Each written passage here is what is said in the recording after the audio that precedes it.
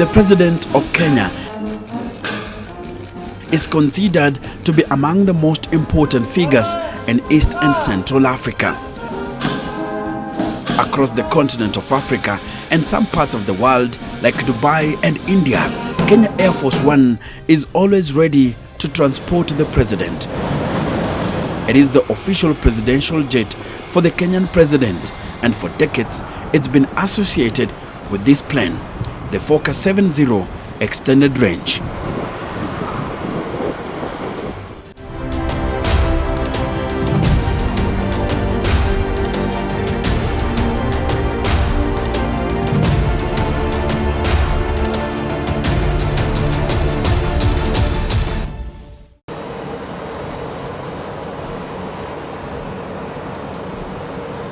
When this plane shows up, people know it means the arrival of the Kenyan president.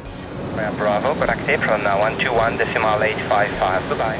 I have always felt that the plane, just like State House, are symbols of Kenyan power. And somehow, Kenya Airforce One, also known as Harambee One, is a symbol of Kenyan royalty.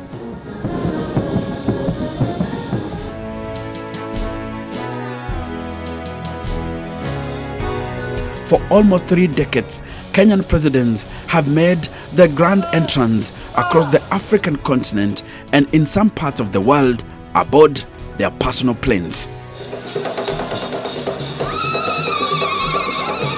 It has been the backdrop of some of the most dramatic events in the country's history.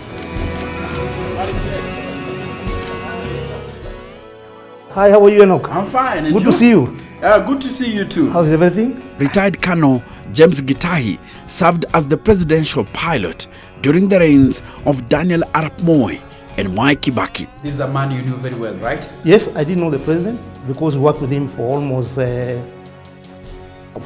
for quite a long time, from 1985 until when he left the presidency.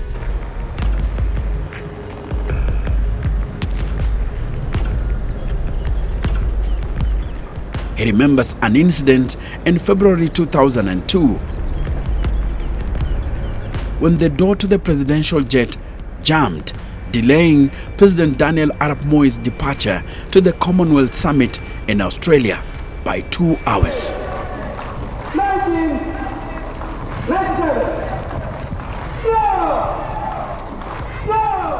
The mishap caused panic and confusion at the JKA. President Moi was already in the plane when the crisis occurred. It was all systems go before the hydraulics which powered the doors failed just when the plane was about to take off. Although I was not the one flying him, but he was supposed, I think, to go to Dubai. And the presidential jet went to the Jomo Kenyatta. I think when he boarded the aircraft and they were trying to close the door could not come up. So they tried for a couple of minutes and it was not responding. So it was decided that they need to change an actuator on that door. And this actuator was in Isili, so they have to send a helicopter to Isili and back. In the meantime, the president went to the VIP lounge and waited for almost about 4 hours until the door was fixed. And then he boarded and proceeded. So he was very patient. Very patient. Very patient man.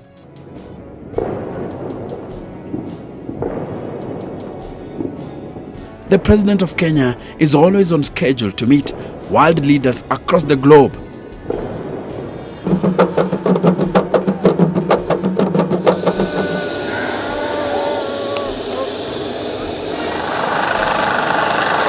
And to address Kenyans in various cities.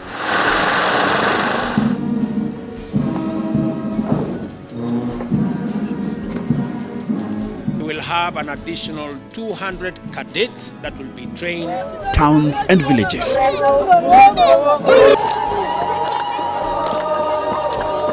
Tutatengeneza mini grids kwa zile miji zingine kule Marsabit, kule Moyale. And so that the president can move swiftly and safely and in a manner that befits the office. He has military planes at his disposal.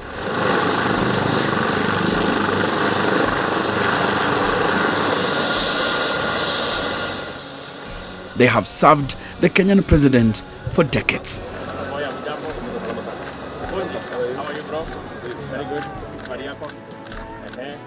Colonel Gitahi shares how in 1984 he became a co-pilot to retired Colonel Hussein Farah, who is also one of the few esteemed pilots who flew President Daniel Toroitich Arap Moi. My first encounter is when I did the first presidential flight as a co-pilot or as a first officer to then Lieutenant Colonel Nick Leshang. So when I was told I was going to fly as a co-pilot, it was a surprise because I thought that kind of job I cannot be given. But luckily enough, I took it in my stride and I said, okay, fine. If I've been given the job, I'll do it to the best of my ability. To me, it was, it's not easy because I've never been that close to the president. I've never seen him one-on-one. So, but according to the arrangement for the flight, I was in the cockpit waiting for the president to board the aircraft. But outside was the Lieutenant Colonel, now Lieutenant General retired, who was waiting for the president outside. So when the president boarded, I was in the cockpit. When he joined me, so I could throw a glimpse and I could see the president sitting on his seat. But I didn't want to stay for too long because I never knew. Maybe he's monitoring me, so I said, no, let me look forward and do my job. How did you feel when you were in the air? Because you're not just carrying an ordinary person, you are carrying the president, the then president of the Republic of Kenya. Well, it was a very, very good feeling because I said, wow, where I came from, and here I'm carrying the president, the number one of the country, the commander-in-chief. Fantastic. I really felt nice. At the point in time, Kenya lacked a dedicated means of air transportation for the head of state and had to depend on the DHC-5 Buffalo transport aircraft procured in the 1970s. Before 1977, government and state officials traveling to various local and international destinations depended on Aero Commander and Navajo aircraft for their transportation needs. However, in 1978, the Air Force made a shift to using Buffalo aircraft, which had been procured in the preceding year. When Farah retired in early 90s, he handed over the mantle to Gitahi. On January 12, 1990, the VIP squadron was officially inaugurated, following the acquisition of the Canadian Dash 8 aircraft by the Air Force. This aircraft boasted advanced technology and twin fueling efficient turbine power plants.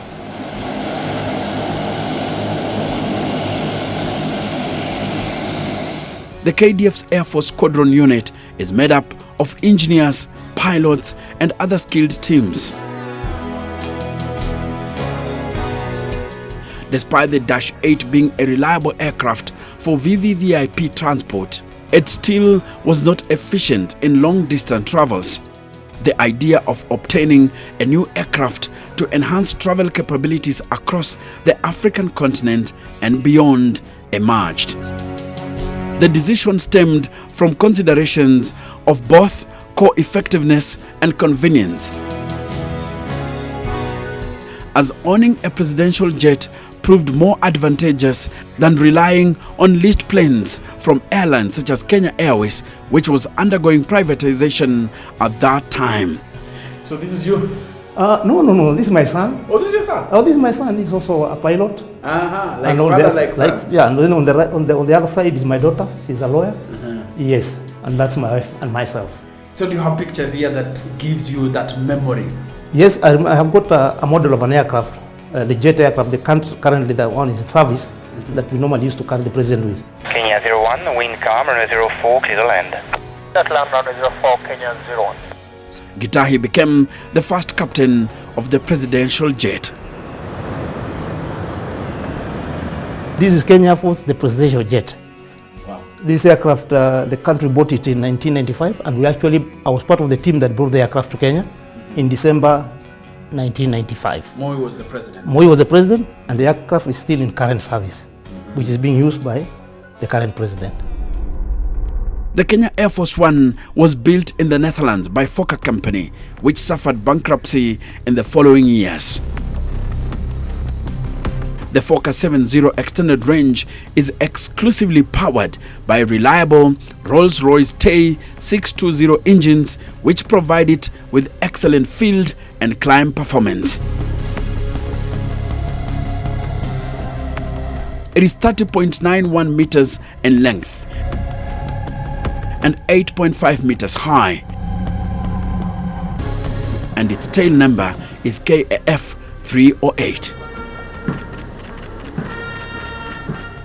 At the time of its setup, Fokker 70 planes were being built with a 70-seating capacity.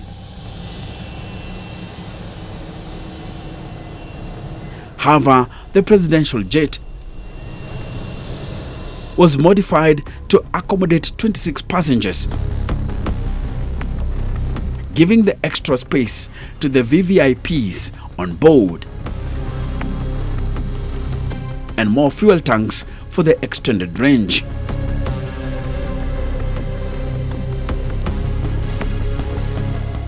Okay, have you seen here? Yes. Did he have like an office in the jet? Well, we didn't have an office in the aircraft, but we had a telephone he could communicate with his key people back in Kenya. So he could be able to talk to them and discuss whatever was crucial to be discussed. The plane has a lower deck that acts as a cargo holder.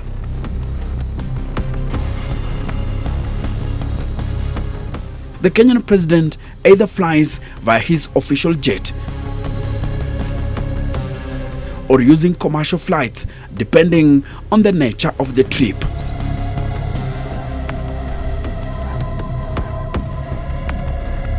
So when you talk about that, then I see that picture. Yeah, this is one of the among the numerous flights that I've done, both international and local flights.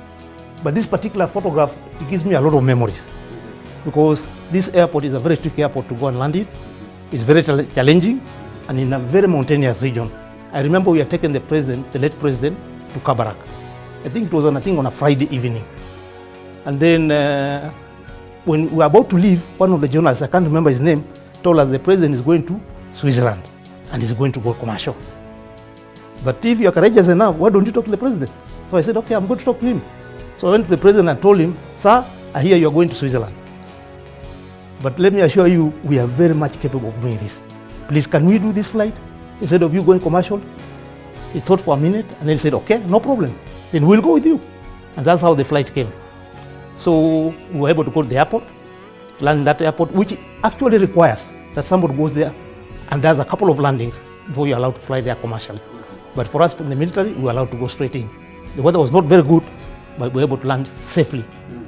So the photograph, as you see, was taken by one of the local journalists. So the day we were about to depart, after the conference in Crans, Montana, the journalist came to us and gave us the photograph.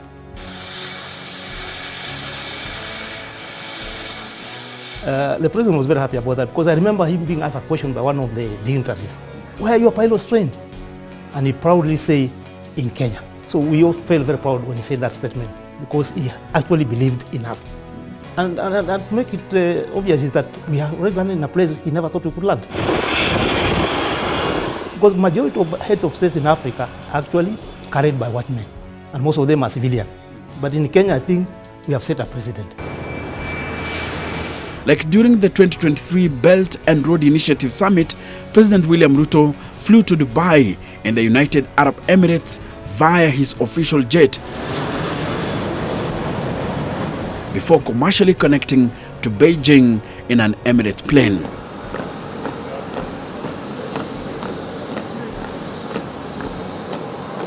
President Uhuru Kenyatta had perfected this. Kenyatta, who ruled between 2013 and 2022, occasionally opted to do his entire flight from Nairobi using the Kenya Airways. It was seen as a marketing strategy for the country's carrier.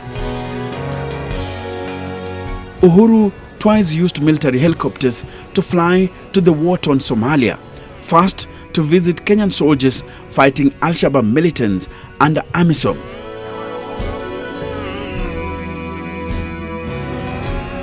and during the inauguration of Somalia President. On this occasion, he used the C-27 J Spartan, a multi-mission airlifter. Indeed, it is understood that Fokker 70ER cannot be relied upon to do longer distances without the need for refueling. And it is what determines how the president chooses to fly.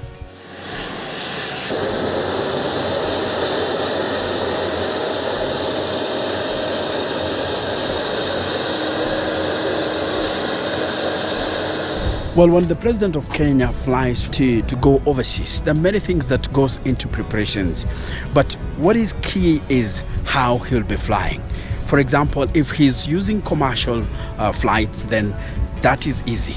But when he's using his official jet, then a lot goes into preparations. For example, officials here must communicate with countries the jet will pass through to allow the jet to pass through their country or their airspaces. And that is a very important aspect. Normally, the flight crew of Harambee One consists of 2 pilots and a flight engineer, all of whom are senior Air Force officials.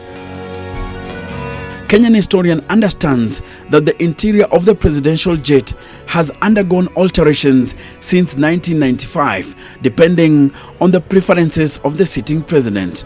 No pictures of the plane's interior have ever been published, but we understand that the jet is fitted with modern state-of-the-art telecommunication equipment, which are on constant upgrading with changing times. The plane has now been used by 4 presidents: Daniel Arap Moi, Mwai Kibaki, Uhuru Kenyatta, and now William Ruto. My name is Enoch Sikolia, and I am the Kenyan historian.